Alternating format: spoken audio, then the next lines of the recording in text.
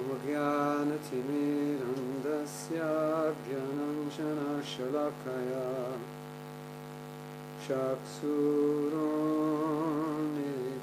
Yena Tasmai Shri Gurave Namaha Sri Chaitanya Manobhishtam Shtapitam Yena Bhutale Shayam Rupa Padamayam Tarati Shapadantikam Vanchakalpatarubhyascha Kripasindhuvyevacha Patitanam Pavanebhyo Vaishnavebhyo Namo Namaha. Srila Prabhupada ki jai. So, rather than continuing our course on self-esteem, self-confidence, and so forth, I decided, because Lord Nrshmadev's appearance day, I think, is May 9th, that we should prepare for it and we should discuss it. So that's what we're going to do. We are going to discuss Lord Nrshmadev. Is that all right? You like Lord Nrshmadev? Okay. I'm going to try to get my microphone closer. We're going to discuss Lord Nrshmadev. Is that better? It's hard to get it closer because it's not. Anyway, I have another. Okay. Now it's really close. That doesn't look good. Okay. So, the story of Lord Nrshmadev begins with a killing. Well, it begins, of course, with the fall of Jai and Vijay. And Krishna, as we are told, Krishna had no one to fight, and he was in a mood to fight. So, he arranged this pastime where Jai and Vijay would be cursed by the four Kumaras, and they would have to come to the material world to take birth as demons. And Krishna could fight them, and they were very powerful demons because Krishna couldn't find anyone that powerful to fight, so he had to empower his own devotees. So what happened was they took birth as brothers. Jai and Vijay became Hiranyaksha and Hiranyakashipu. And Hiranyaksha was doing some mischief and trying to steal the earth, or try to throw the earth in the ocean. So then Lord Varaha, the boar incarnation, came, and so he went into the ocean, and he got Hiranyaksha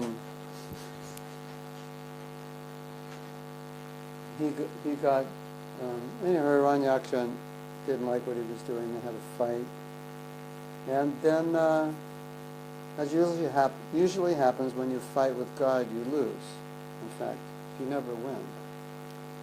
So if you're on the wrong side of God and you fight, then usually you get killed, which of course is a blessing to be killed by God, otherwise we have to die anyway. But when Lord Varaha, who was the incarnation of Lord Vishnu, killed Hiranyakashipu, got really angry, really mad. And he started creating all kinds of mischief, because his idea was, if we can just stop the Brahmins and the demigods and everyone who worships Vishnu, then that'll be our great success in life. And also, if we can kill Vishnu, then we'll just get rid of everybody. So that was his program. And so this starts, and Hiranyakashipu's anger starts in the 7th canto, chapter 2. So I'm just going to briefly go over the chapter. It said he got so angry. You know, sometimes it said people get angry, their eyes get red. Well, the whole sky was ablaze with smoke. He was so angry. And we've never seen anybody that angry.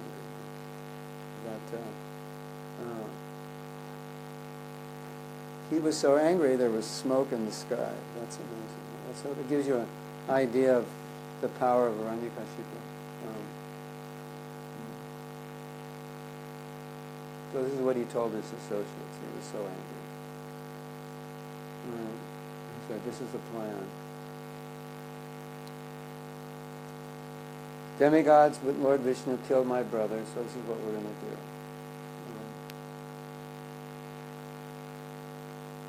We are going to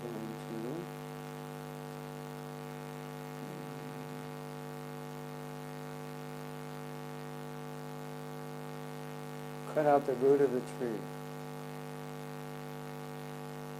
So that's his plan. Cut out the demigod.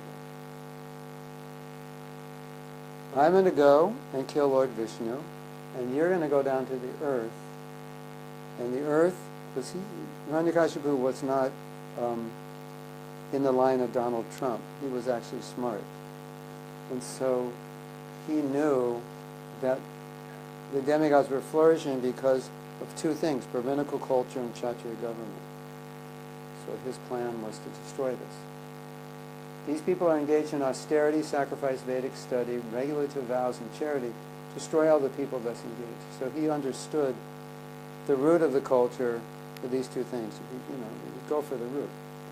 The British went to India, and their idea was to destroy Gurukul, because they understood Gurukul was where the culture was being taught.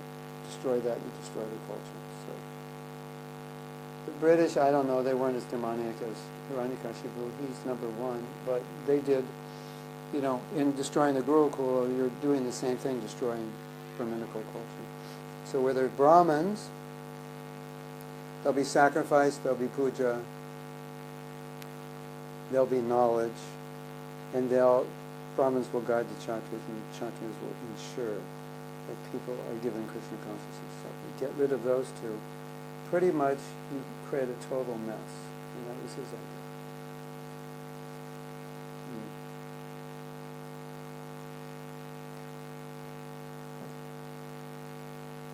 So he said, Brahminical culture means to satisfy Vishnu, so we just kill all the Brahmins and there's nobody to satisfy Vishnu.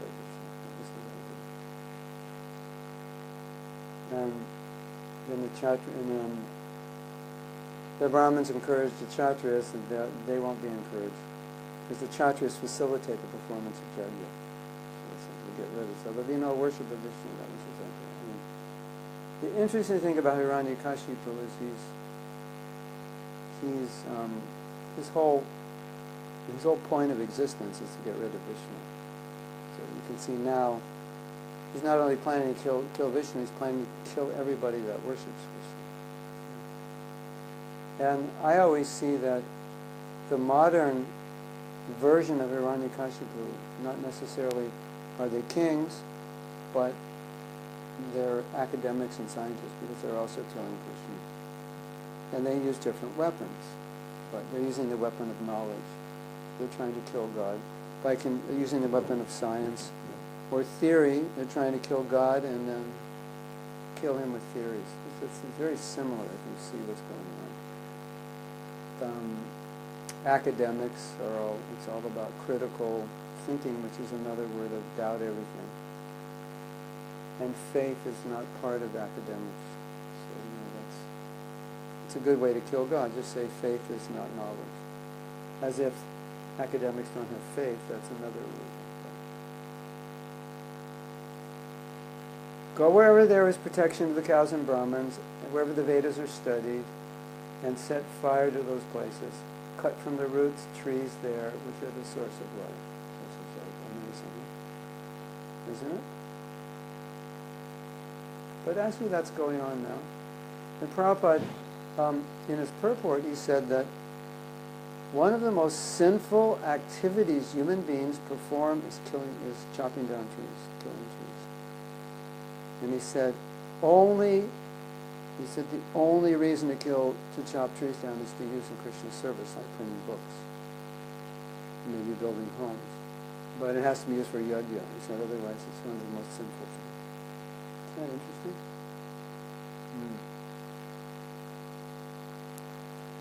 So, this is what they did.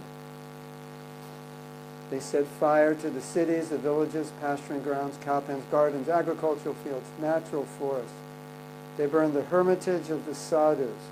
They burned the mines. They burned the homes of the farmers.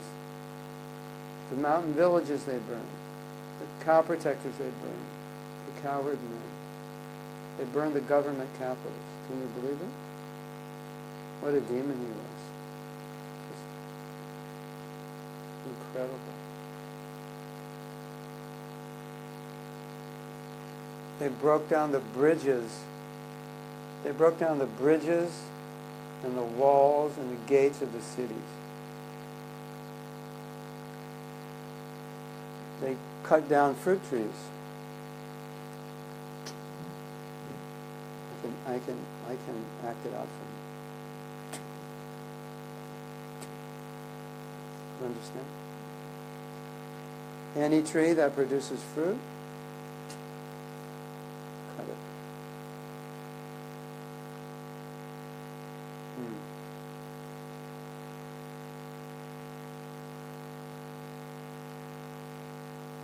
So now no one had any place to live. They couldn't do their yajnas.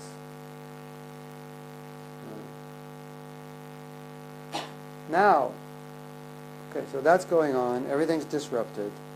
And now Hiranyakashipu is such an interesting character. Now Hiranyakashipu, his brother's just been killed, and now he has to go pacify all the relatives. So what does he do to pacify them? He preaches to the relatives that you're not the body, you're spirit soul, life is temporary, don't lament. Isn't that interesting? Isn't that interesting? He gives a whole Bhagavad Gita class. I mean, there's many, many verses. I'm not going to go into all the verses. This starts at verse 20. And he goes, let's see how many verses he goes. Yeah. Maybe. Let me see. Yeah.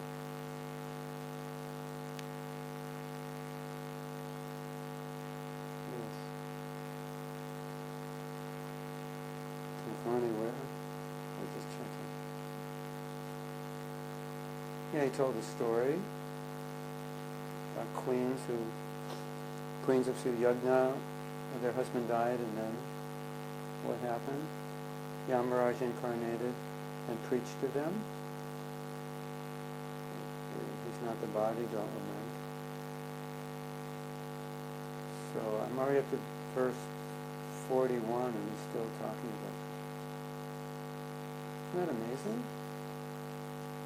Perfect philosophy, perfect Bhagavad Gita philosophy. He knows he's a demon, and he knows it exactly. Isn't that interesting? And that just shows you when you have a culture which is based on knowledge, even people don't believe in God, but still they understand philosophy.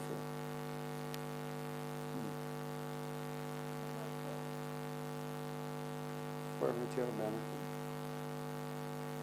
Just because it's part of the cultural knowledge, even demons will study the Vedas, but they'll study the parts that are useful. But their philosophy is there. And, it's said here, later we find out that Hiranyakashipu did austerities. He wanted to occupy Lord Brahma's position. And it's said that he was willing to do austerities for more lives if he couldn't get it in one. So he understood. So that knowledge helps. It will only help them. But, his knowledge didn't help him advance spiritually. But look at something he says. Those who have full knowledge of self-realization, who know very well that the spirit soul is eternal, whereas the body is perishable, are not overwhelmed by lamentation. But persons who lack knowledge of self-realization certainly lament. Therefore, it is difficult to educate a person in others. This is Hiranyakashipu.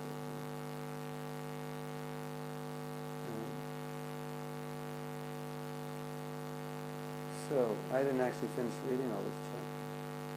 But maybe you're right. You might go to the end.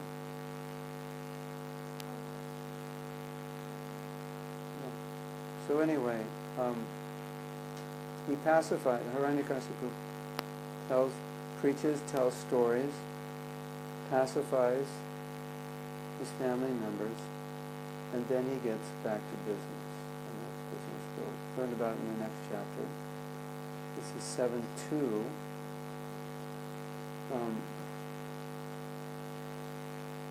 So it went to from verse 20 to verse 61, Hiranyakashipu was preaching.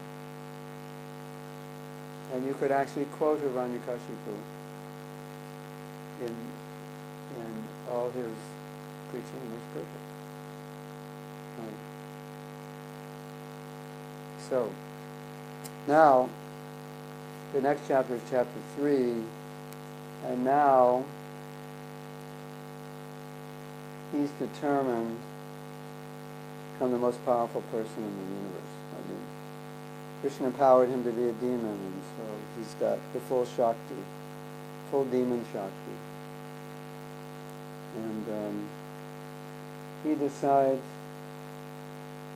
he'll do austerity. Now, he's so powerful that fire was coming out of his head, and everywhere in the world, in the universe, they could feel the heat. Can you imagine how powerful he was? Fire is coming out of his head from his austerity. And he's, sometimes we see people who are extremely determined. They're extremely, extremely tolerant, fixed, intentional, determined. And we look at devotees, and sometimes devotees aren't as determined as non-devotees. But here you understand that when you have a material motivation, you may become extremely determined. Hiranyakashipu's determination is so great. He did austerities to the point, I calculated how long it was. Well, maybe you can get your calculator. He did austerities for 100 years of the demigods. 100 years of the demigods. 6 of our months is one of their days. Right? So we have to figure this out. So we'll say 182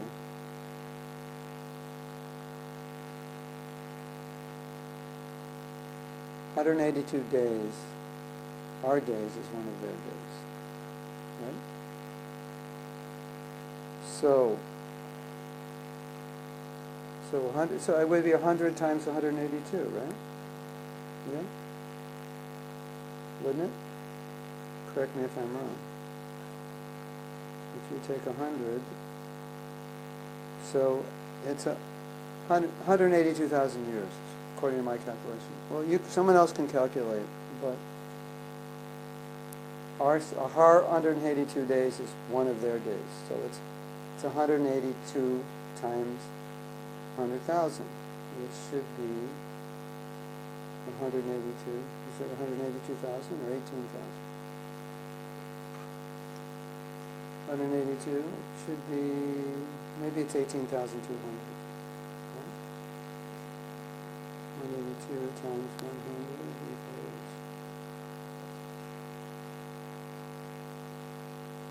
brain not working today. Yeah, it's 18,000, I'm sorry. It's 18,200. Well, anyway, so as far as I know, he did it for 100 years of the demigods. So he did austerities on Earth time, 18,200 years. Even, as I said, he was prepared to go longer if he had to. And it's described that ants had crawled on his body, or other insects, and they had eaten his skin. So he was actually only existing as a skeleton. And somehow or other he had the power that he could exist as a skeleton. Quite amazing, right?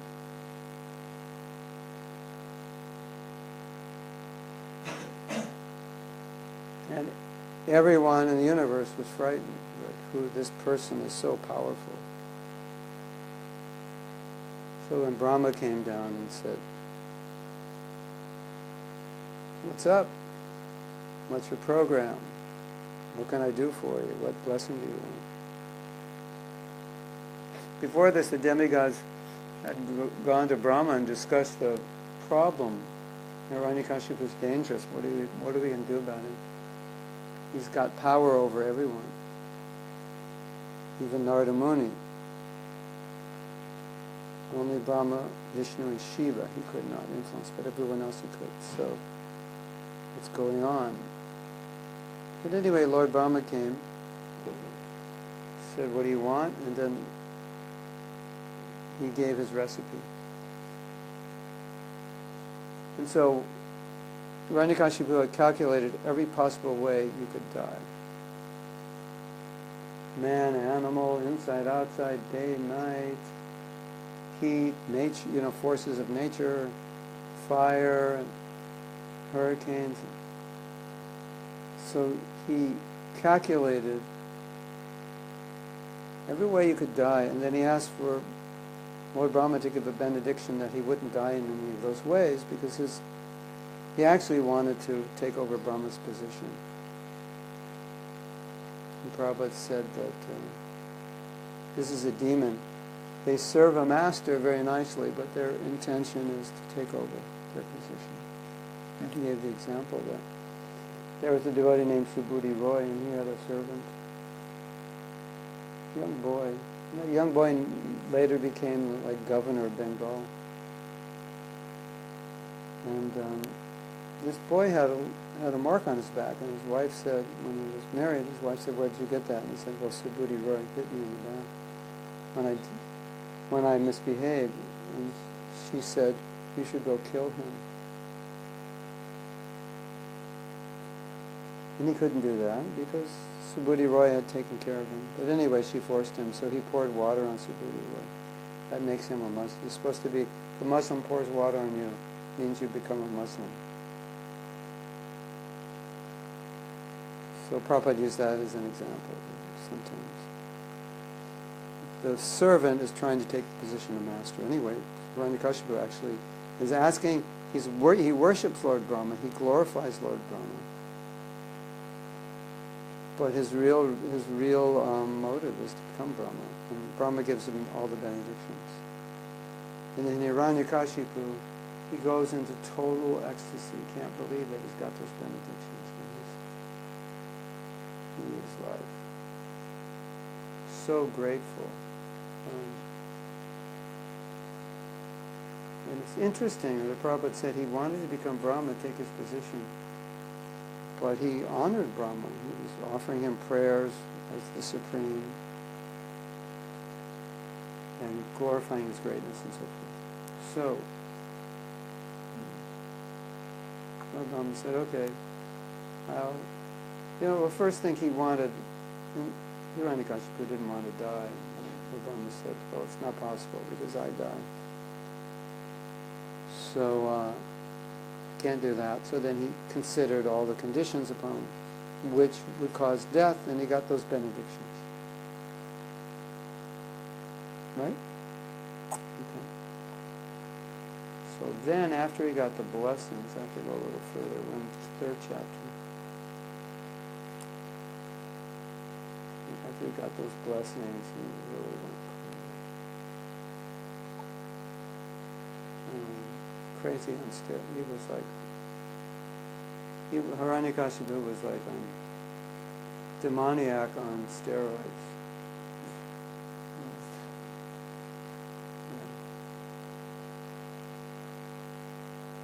And somehow our Lord Brahma grants him the benedictions. And you may know later on Krishna, Lord Nrshmadev said, "Don't do that again."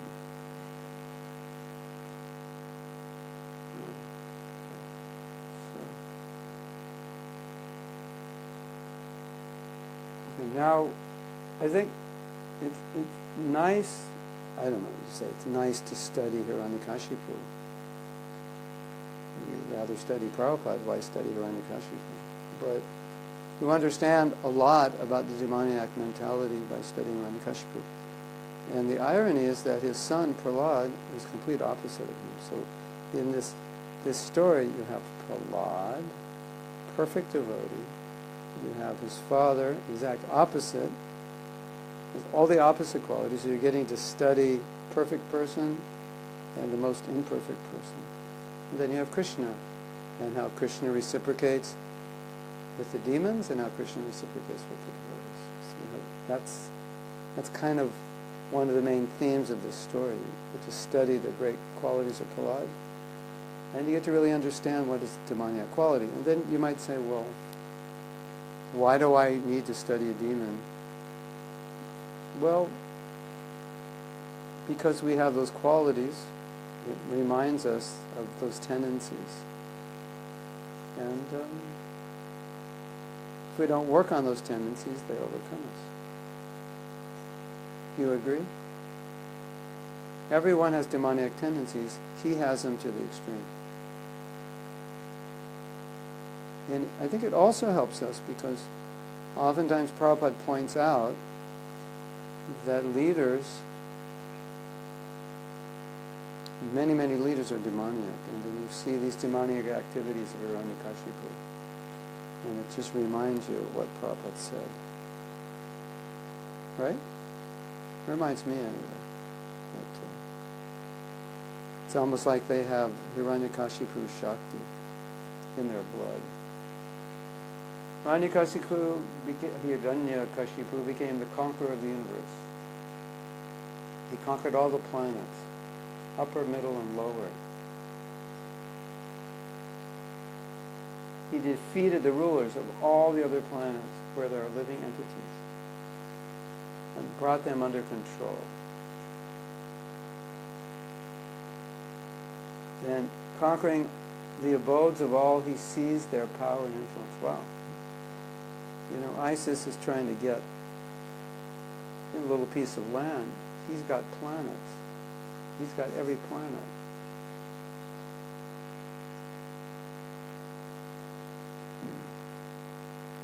So now he's got everything, so where does he reside? He goes to heaven and he resides in heaven. And where in heaven? Indra's palace. You know, get out. It's mine. Get out of here. Isn't that what demons do? They do coup d'etat, take over the government, get the money, pay themselves huge salaries, take the buildings over. Isn't it?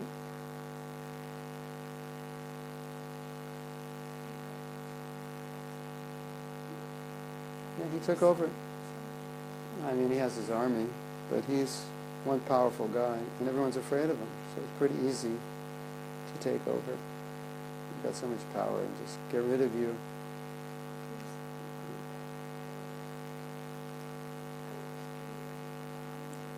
Possibly. Everyone was afraid of him, so it seems that it seems like he was so powerful he could just somehow to blow you over. So here it says, he took over and then he ruled. He ruled everyone. He was very heavy.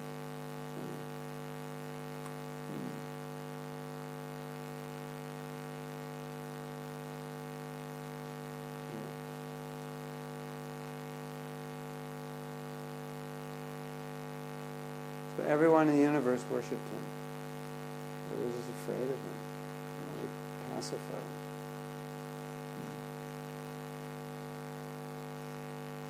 So from Indraloka, he controlled people on all the other planets. So, you know, it either means he's directly controlling, or the word's out, if you mess around, it's over.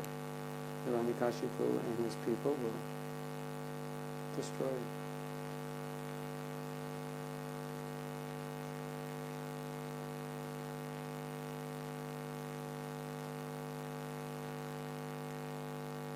So it's said in this purport, Prabhupada says that he was so powerful, he was controlling Narada Muni.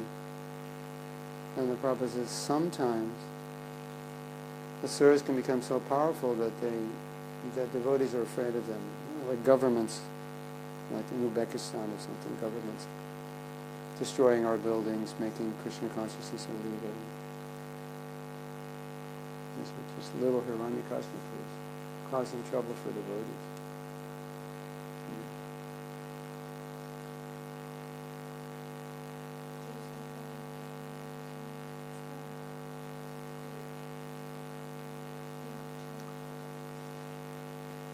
The devotees didn't change, but they couldn't do Brahmins couldn't do their yajnas, they couldn't do anything. And he was apparently destroying their homes, destroying sacrificial fires, destroying cows, it's like wreaking havoc.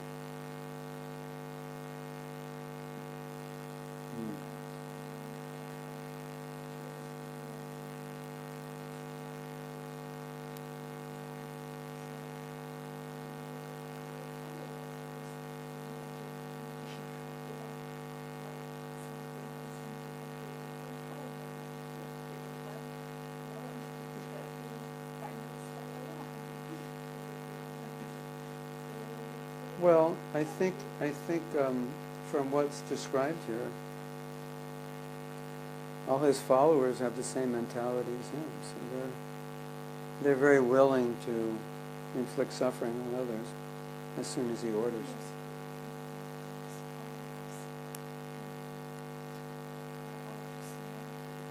Well, there's always demoniac people, so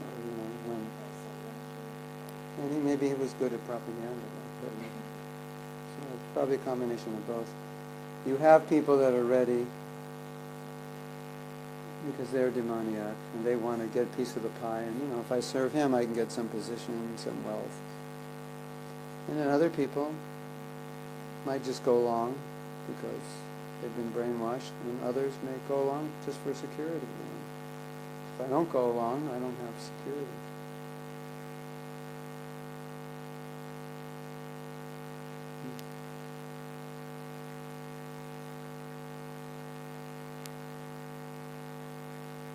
Anyway, he can't deal with this anymore.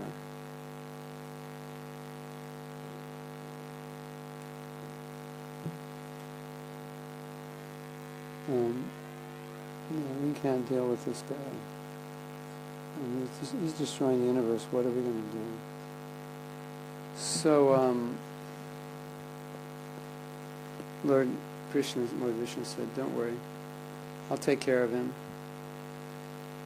in course of time." So we know that Krishna was fulfilling his desire to fight, and he was also going to bless Prahlad, and he was also going to glorify Prahlad, and he was also going to incarnate in this amazing form. And when Krishna, whenever he does something like this, then we have a story and a festival. So by his incarnating, we now have a festival. Nrshmadev Chaturdasi. It's coming up in about 10, 11 days. Right? May 9th? May 9th in Poland.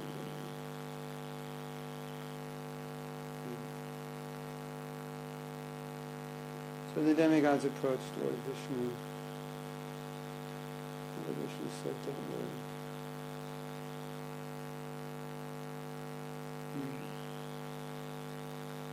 Listen to what he says. When one is envious of the demigods who represent the Supreme Personality of Godhead, of the Vedas, which give all knowledge, of the cows, Brahmins, Vaishnavas, and religious principles, and ultimately of me, he and his civilization will be vanquished without delay. So one thing Krishna is saying, well, look, he's destroying Brahminical culture, he's destroying the cows. So,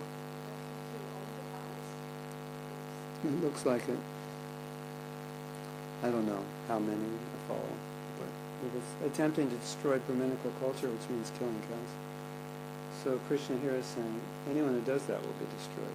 So, it's like in many places in the Bhagavatam, Prabhupada said that the leaders the leaders will destroy themselves. And one purport Prabhupada said, because they're Kshatriyas in the role of Kshatriyas, but they're not doing Kshatriya Dharma, then they will kill themselves. Their sinful reaction will be they'll kill one another. So that's something to consider.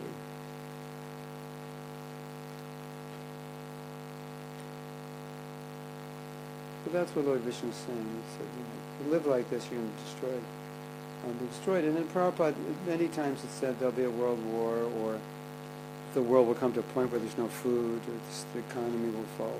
So Prabhupada's only, you could say, doing math. Just add up all the sinful activities, and you'll see the result. You know what I mean? But then Hiranyakashipu said, when Prahlad is being harassed, Lord Vishnu said, when Prahlad is being harassed, then I'll come, and I'll kill this Hiranyakashipu. So don't worry. It's just a matter of time. Now the demigods are happy, and now this is chapter 4, and now it begins glorify Prahlad, like who Prahlad was and all the great qualities he had, and the problems that Prahlad faced. So Prahlad was like perfect devotee. He had all these amazing qualities. He was equipoised, equal to everyone. He was kind, generous, devoted, faithful, knowledgeable, gentle. He had all these great qualities. And what's so interesting about it, he was born in a family of demons. He had all these good qualities. Hiranyakashipu was born in a great dynasty and had all bad qualities. So, how you start out is not always indication of what you're like. Sometimes you can be born in a family of devotees and maybe not exhibit such great qualities. You're born in a family of demons and exhibit great qualities, depending on your will, your past samskaras. And so don't think your birth is an impediment. Even people with good birth don't become devotees. So just be a devotee, everything will be good. Right? That makes up for everything. So, now,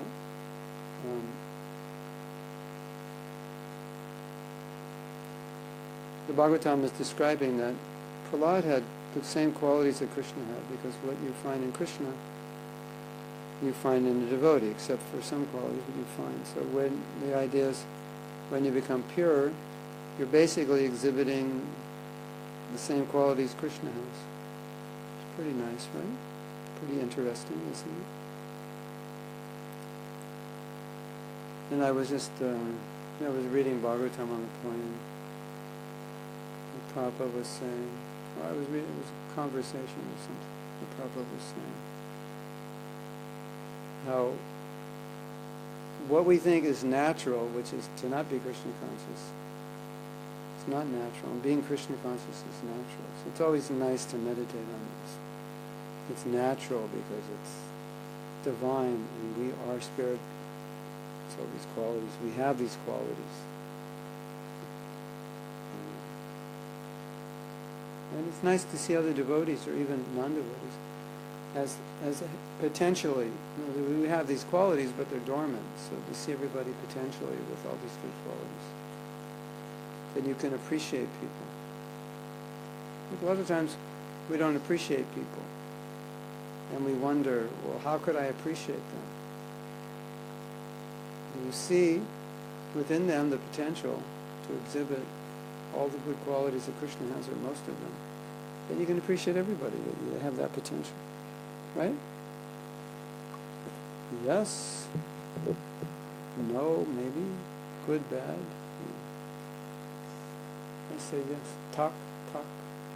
We're in Poland, so you have to say tak.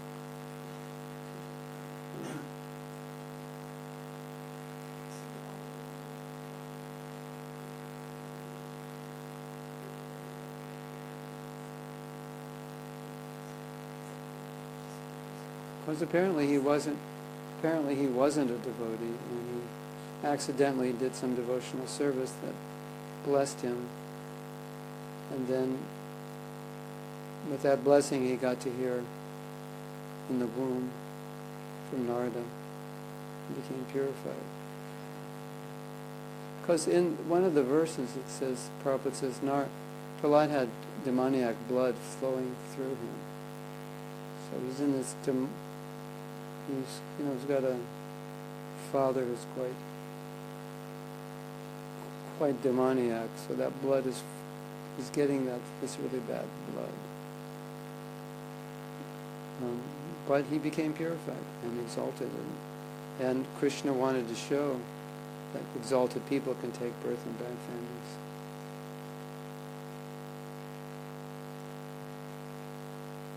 And so that means all of us. Even like you might say, well, my guru, he took birth in a demoniac family. Can he actually be a guru? Well, Prahlad also did the same thing. And he's one of the Mahajans. It shows that. And I think that's important for many reasons.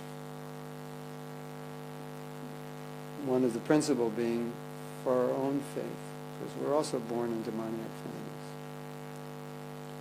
families.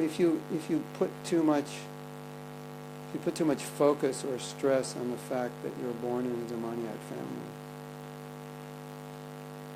then it can have a very negative effect on you. You might give up in Krishna consciousness because you think you're born in a demoniac family. You have demoniac blood flowing through your veins. You could write a blues song. I was born as a demon. Got demoniac blood. Right? How can I be a devotee? My heart's like mud. There was a blues song called Born Under a Bad Sun. And one of the lines was, if I have any luck, it's bad luck. It's bad luck. So, it's something like that for us. If I have any luck, it's bad luck. Born under a bad sun. So, in that sense, Prahlad did some devotional service unknowingly. He got to take birth in a situation where he could hear the Bhagavatam. And he became a great devotee, which means all of us can become great devotees. Even if you don't think you can, because it's natural. That's the point.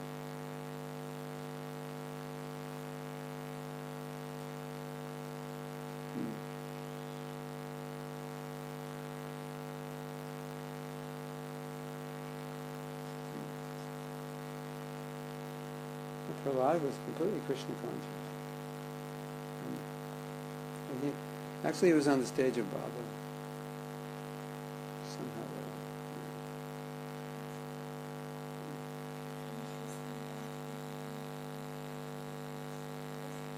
Yeah, very interesting. Well, he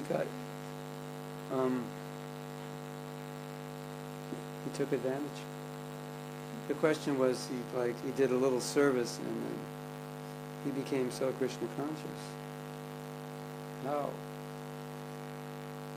He took advantage.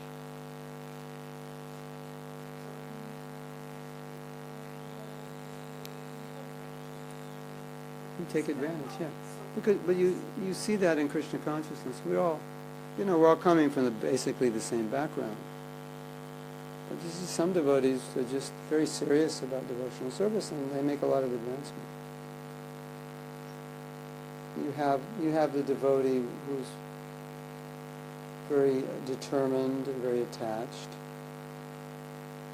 Then you have the devotee who says, I can't be very Krishna conscious, not my nature, so they don't try that hard. And then they get the result of their lack of effort.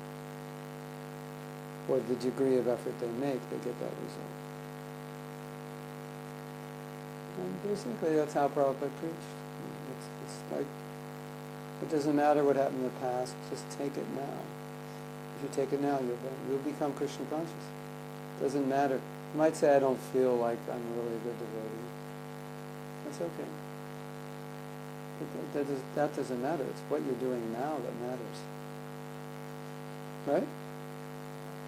That's about. So, whatever you were, even whatever you did yesterday, that's doesn't matter if you today do Krishna consciousness well, you'll become Krishna conscious. You can't not do Krishna consciousness well and not be Krishna conscious. That's just how it works. You polish something long enough, it shines. Right? So now the Bhagavatam's describing all the ecstatic symptoms he was experiencing and symptoms of separation. So,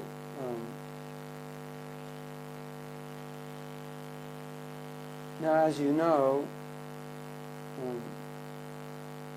Hiranyakashipu wasn't happy with his son.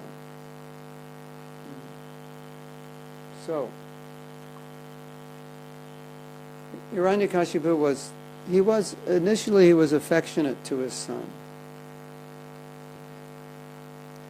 But something happened. And he said, "My dear son, can you tell me what you're learning in school? Can you tell me the best things you're learning in school?" Wait, maybe not yet. Wait a second. He took his son Prahlad on his lap and very affectionately inquired, "My dear son, please let me know what you think is the best of all subjects you have studied from your teacher." And his father, and he said, "Well, O best," he addressed him, "O best of the demons." And we may say, well, that must have made Hiranyakashipu mad. It didn't make him mad. That's not what made him mad. He preached to him to get out of material life and take Vanaprastha. That's what he said. That's the best thing I learned in school. He wasn't saying, what was the best instruction I got? He said, the best thing I know is you should take Vanaprastha because you're way too attached. So that's what got Hiranyakashipu mad. Not that he called him the best of the demons, because Hiranyakashipu knows he's a demon, and that was a compliment. Like if I say, "Oh, Krishna Karshini, oh, best of the Polish." Right? And you'll say, "Thank you." But I might be thinking the Polish aren't very great, so to say the best of the Polish might be sarcastic, might sound like sarcastic, but it wasn't sarcastic. Prahlad was just saying, there's suras and asuras, and you're an asura, and you know you're an asura, and so I'm glorifying you as being a really good asura. Right? You're a good asura. I'm glorifying you. That's what it means. So what did you learn? He said, I learned you should give up grihastha life, go to the forest, because you're way too attached.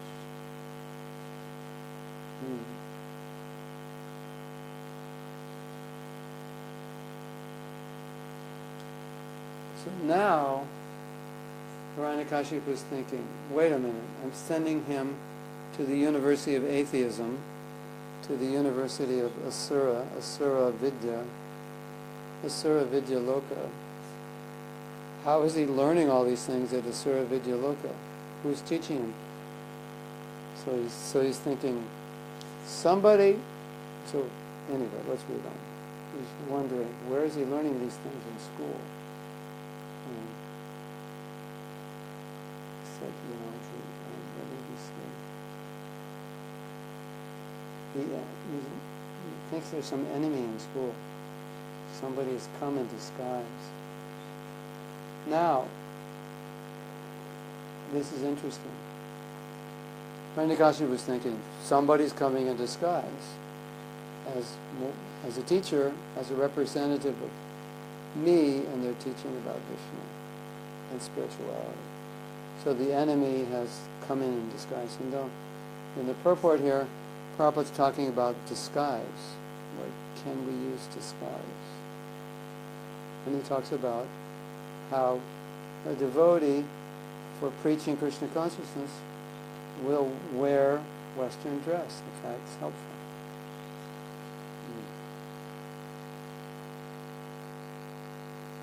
The preachers of the Krishna conscious movement should go forward in their Vaishnava dress or any other dress for the purpose of preaching. So, Prabhupada saying, just whatever's better for preaching, you do that. That's the principle. Should I wear dhoti to this program? Should I wear sari? What's ever best for the preaching, you wear that. That's a higher principle.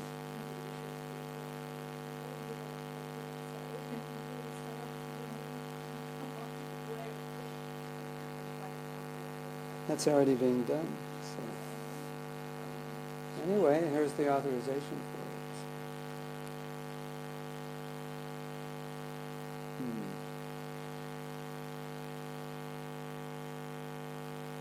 So then the teachers said to Prahlad, what's going on? Where are you learning all this stuff? They wanted to find out who's teaching him. And then, they said, who's polluting your intelligence? They figured an enemy had entered, and so the teachers wanted to find out who's the enemy. So they were trying to be nice to Prahlad. Could you tell us?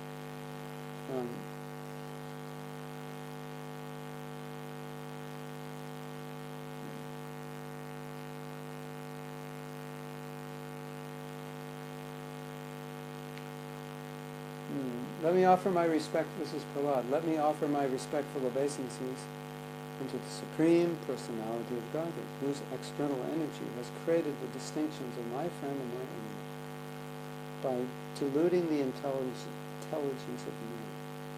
Indeed, I am now actually experiencing this, although I have previously heard of it from authoritative sources.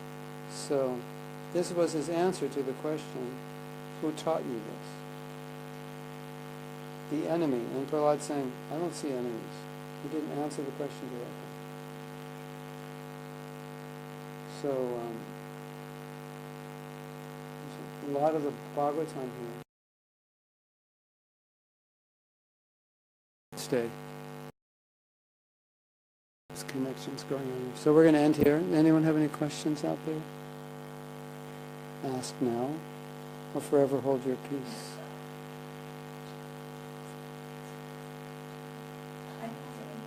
I hope you don't have dreams about Hiranyakashipu tonight. You might, it's possible. Now we have to take lunch, so we're going to stop. So I have another program. So we'll start televising the next program in an hour and a half. It's going to be a 2-hour class on humility, 2 hours.